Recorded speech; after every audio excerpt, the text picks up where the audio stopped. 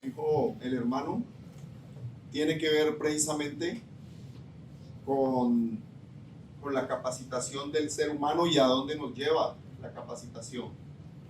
Vamos a empezar con el versículo que es la lectura bíblica, que está en el capítulo 8, y vamos a empezar con el versículo 1. El versículo 1 dice: ¿quién como el sabio? Es una pregunta. La pregunta es: ¿quién como el sabio? Dice: ¿y quién como el que sabe la declaración de cosas? La sabiduría del hombre ilumina su rostro, la tosquedad de su semblante se mudará. El sabio está haciendo una observación que tiene dos contextos. En el primer versículo dice, o sea, ¿quién es como el sabio?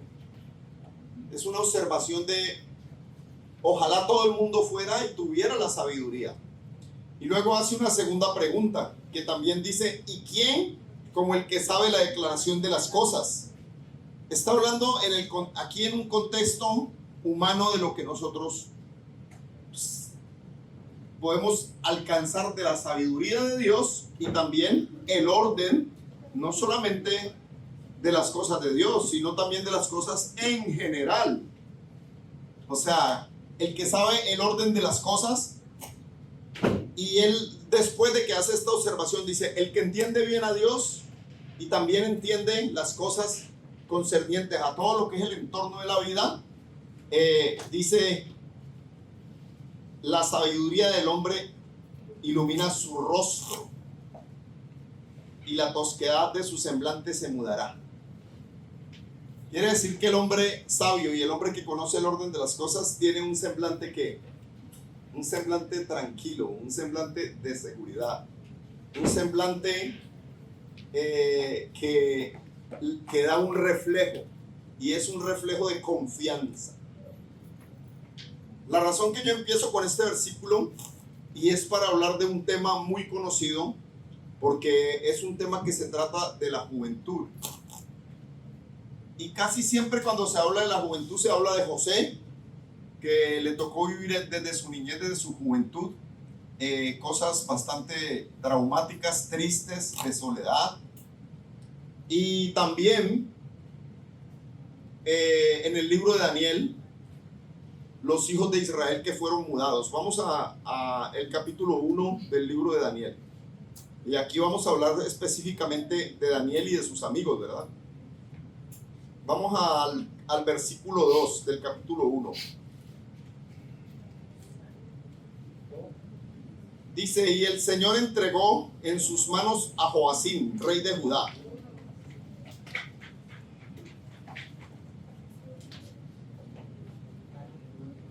y parte de los utensilios de la casa de Dios, y los trajo a tierra de Sinar, a la casa de su Dios, y colocó los utensilios en la casa del tesoro de su Dios. O sea que aquí está hablando de que fue traído a la casa del paganismo, los hijos de Dios, que fueron mudados. ¿Por qué? Fueron llevados exiliados, haga de cuenta, como prisioneros de guerra, prácticamente, ¿verdad? Entonces aquí está hablando de que en algún momento dado, nosotros como hijos de Dios, aún con la sabiduría y aún con el conocimiento y con el orden que hemos aprendido a causa de la sabiduría de Dios, en algún momento nos toca enfrentarnos a una realidad. Y la realidad está siendo enfrentada en este momento en el mundo que nos rodea. Y la realidad la enfrentamos en nuestra propia casa. ¿Por qué digo en nuestra propia casa? Nosotros somos hijos de Dios y en nuestra casa hemos aprendido las cosas buenas, ¿verdad? Pero en nuestra casa está también, prácticamente el mundo ha entrado a nuestra casa por medio de los medios, ¿verdad? Entonces, lo que quiero decir es que nosotros, nuestros hijos, no me incluyo yo porque yo ya no tengo la edad de lo que es, se puede decir, lo que son nuestros jóvenes. Los jóvenes que tenemos un gran número aquí, un gran número de jóvenes muy talentosos, pero que día a día están teniendo pruebas mucho más grandes que las que a nosotros nos tocaron.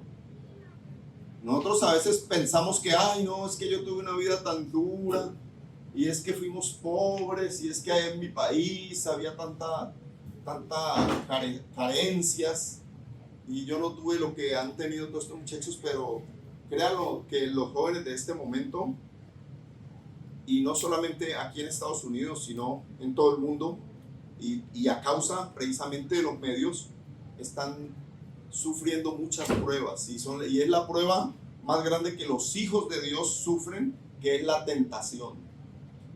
Hermanos, la prueba no es que un día nos quedemos, la prueba más grande no es que un día nos quedemos sin dinero. La prueba más grande no es que un día estemos pasando necesidades o que no tengamos trabajo. La prueba más grande para un hijo de Dios es la tentación. Y los hijos de Israel, en este punto, se hace una petición, y la petición se encuentra en el versículo 3, y es por el paganismo. Lo puede leer, hermana Guevara, por favor. Y dijo el rey a Aspenaz, jefe de los eunucos, que trajese de los hijos de Israel, del linaje real de los príncipes, El 4 también, por favor. muchachos en quienes no hubiera tacha alguna, de buen parecer, enseñados en toda sabiduría, sabios en ciencia y de buen entendimiento, e idóneos para estar en el palacio del rey, y que le enseñase las letras y la lengua de los caldeos. Entonces, ¿qué pidió el rey? Pidió la juventud más eximia de los hijos de Israel. Que tuvieran, ¿qué? No solamente que fueran bonitos. Dice ahí que fuera de buena apariencia. Que fueran del linaje real, que fueran de lo más importante, que fueran capacitados, y que para poderles, ¿qué? Enseñar. ¿Hasta qué dice? Hasta la lengua de los caldeos. Entonces, ¿qué es lo que está pidiendo el rey del momento? Para llevarlo ¿a dónde?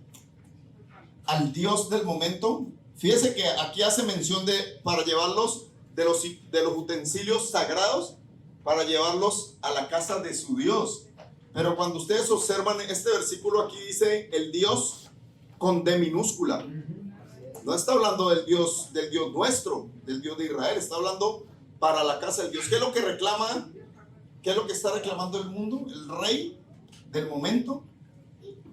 El reflejo del rey del momento es que es el mundo. El mundo está reclamando ¿qué? Está reclamando nuestros talentos. El mundo está reclamando todo lo que el Señor, todo lo que sus padres les han ido enseñando desde niños, todo el talento que están recibiendo, como la niña. Amén. Nuestros hijos lo está reclamando el rey para llevarlos ¿a dónde? Al territorio de su Dios. Amén. ¿Y cuál es el Dios? ¿Cuál era el Dios de ellos? El Dios de los tiempos no era uno solo. Los pueblos paganos siempre tenían muchos dioses. ¿Y qué es lo que hay en el mundo ahora? Está lleno, el mundo está lleno de dioses. Ahorita está el Dios dinero, el Dios opulencia, la tecnología, los artistas seculares, la música, lo que está enseñando. Entonces nosotros, vuelvo a la observación, decíamos, no, es que nosotros tuvimos tiempos muy duros, pero dentro de lo que cabe en la música del pasado, era todavía muchos pensamientos románticos, se vivía como el romanticismo de la pareja, y poco a poco eso se fue depravando en ir al contexto más íntimo. Hoy por hoy ya no hay respeto, porque incluso el Dios musical de hoy es explícito, es grosero, es cochino, es atarbano. Ahora yo les pregunto una cosa, ¿ustedes no creen que estos muchachos enfrentaron muchas de esas cosas que se está enfrentando el día de hoy? ¿Verdad que sí? Entonces, la observación del tema de hoy es todo lo que se nos presenta, a todo lo que estamos expuestos, pero la pregunta es, ¿a qué de todo lo que nos presenta estamos nosotros dispuestos? Y es ahí donde nosotros tenemos que analizar, o más bien los jóvenes, hasta dónde yo llego y hasta qué paso yo estoy llevando lo que se me está presentando, o hasta qué punto yo estoy aceptando lo que se me presenta. Porque aquí hay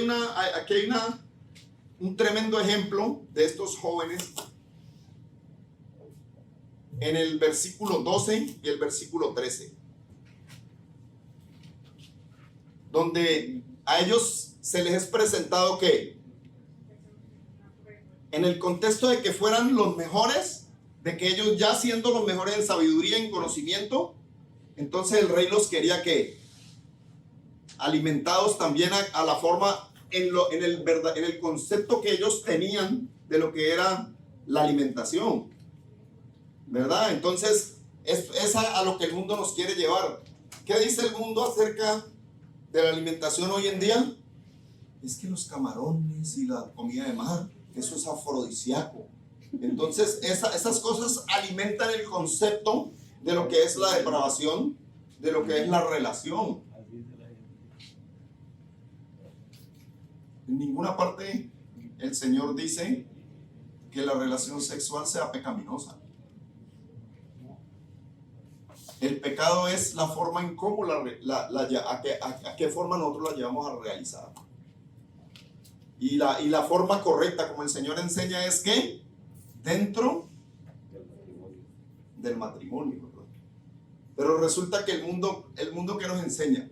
Entonces, estos jóvenes entraron en lo mismo. El rey los quería los mejores alimentados. ¿Y qué hicieron ellos? ¿Qué dijeron? Versículo 12. Te ruego que hagas la prueba con tus siervos por 10 días y nos den legumbres a comer y agua a beber.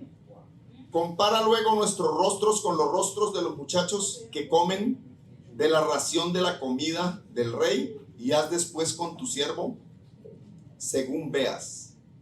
Porque ¿qué era lo que les querían llevar a ellos? El alimento del rey y el vino, ¿verdad? Pero ellos ya tenían una forma que había sido instruida por ¿quién? Había sido instruida por Dios. Nosotros estamos siendo instruidos por Dios aún hasta de cómo alimentarnos. Y el mundo nos presenta que uno ya entra a un restaurante y hasta ya uno ya tiene que preguntar, ¿tiene manteca de puerco los frijoles? ¿No tiene manteca de puerco los frijoles?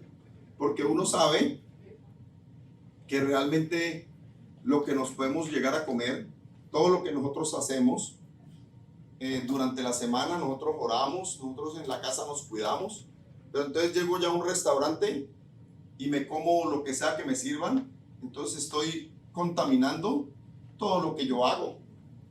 Estos jóvenes aquí no estaban siendo supervisados por nadie, y ese es el verdadero punto al que nosotros tenemos que llegar como hijos de Dios.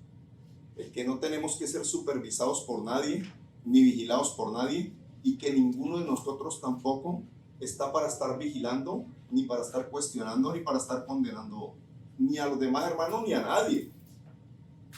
Nosotros estamos para enseñar lo que Dios nos ha enseñado a nosotros. Amén. Y para practicar lo que Dios nos ha enseñado a nosotros, y para llevarlo a todos los terrenos de nuestra vida. Amén. ¿Por qué?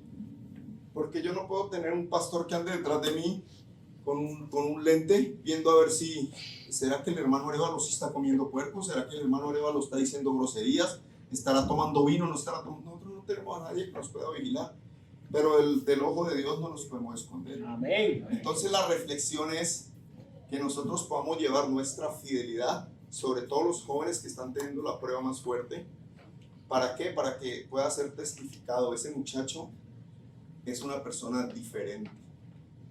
Ese muchacho tiene otra crianza. Y a nosotros los adultos nos sucede constantemente. Esta persona es una persona diferente. De hecho, lo que dice el sabio es, en la observación que hace, dice: la sabiduría del hombre ilumina su rostro y la tosquedad de su semblante se mudará.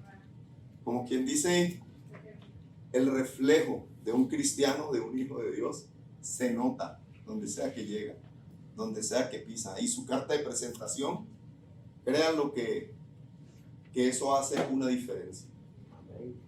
Y la única manera de nosotros dar el mensaje primero es poder mostrar nosotros qué es lo que reflejamos. El simple hecho, algo tan simple como usted decir buenos días, que el Señor lo bendiga, eso no solamente usted está presentando de parte de quién viene usted. O sea, usted ya viene de parte de quién, de Dios. Amén. Y eso también previene de que si hay cosas desagradables en otras personas, esas personas dicen, bueno, este es cristiano, yo mejor no digo estas malas palabras delante de él. Yo lo digo porque me lo han dicho. Alguien viene y dice una grosería ahí donde yo trabajo, no digas eso que él es cristiano. No. Entonces, como quien dice, ¿cuál es nuestra carta de presentación? La carta de presentación de estos jóvenes fue ¿qué? Fue la fidelidad. Pero no solamente la fidelidad, sino también la honestidad. Miren lo que dice el versículo 2 para terminar. El versículo 2 del capítulo 8 del libro de Eclesiastés dice: te aconsejo que guardes el mandamiento del rey. ¿Cuál es el mandamiento del rey? El mandamiento del rey es la ley. La ley, no la ley de Dios, aquí está hablando del rey. La ley en general, nosotros tenemos que respetar las leyes, tenemos que respetar las normas y ser honesto con eso, porque así también reflejamos nosotros ¿qué? La honestidad. Pero fíjese, ellos no se sometieron a las prácticas del rey. No se sometieron. Pero ellos sí dijeron, mira, pruébanos 10 días. Porque la prueba que pusieron fue en nombre de ¿quién? En nombre de Dios. Danos solo legumbres, danos esto. No. Ellos me dijeron, no, yo no como eso y no lo voy a comer, punto. En algún momento, cuando llegó el tiempo de la adoración, ustedes saben que ellos dijeron, se trata de adorar a otro Dios, y Dios hay solo uno, pues ahí sí me paro firme. ¿Y qué hicieron? ¿Los llevaron a dónde? Al horno del fuego. ¿Y a Daniel a dónde? Al pozo de los leones. Entonces, primero, la fidelidad a Dios. Pero cuando el rey quiera llevarnos, el rey mundo, nos quiera llevar a ser desobedientes a Dios, entonces ahí es donde nos tenemos que parar firmes, porque eso también refleja ¿qué? La fe. Porque la fe es la certeza de lo que se espera y la convicción de lo que no se ve. ¿Verdad? Sigue diciendo el versículo 2, la ley ¿qué? Te aconsejo que guardes el mandamiento del rey y la palabra del juramento de Dios. ¿Qué es lo que es el juramento? El juramento es el pacto. ¿Cuál es el pacto de Dios? Su santa ley. Como quien dice, nosotros como hijos de Dios, jóvenes, acojámonos siempre a la obediencia, a la ley en su cabalidad y también a los santos mandamientos de Dios. Amén. Que el Señor los siga bendiciendo mucho. No perdamos esa firmeza, porque como dice el salmista, el fin de todo discurso es teme a Dios y guarda sus mandamientos, porque es el todo del hombre, y el todo del hombre es la vida eterna, el todo del hombre es la salvación, el todo del hombre es la sabiduría de Dios. Que el Señor les bendiga. Amén.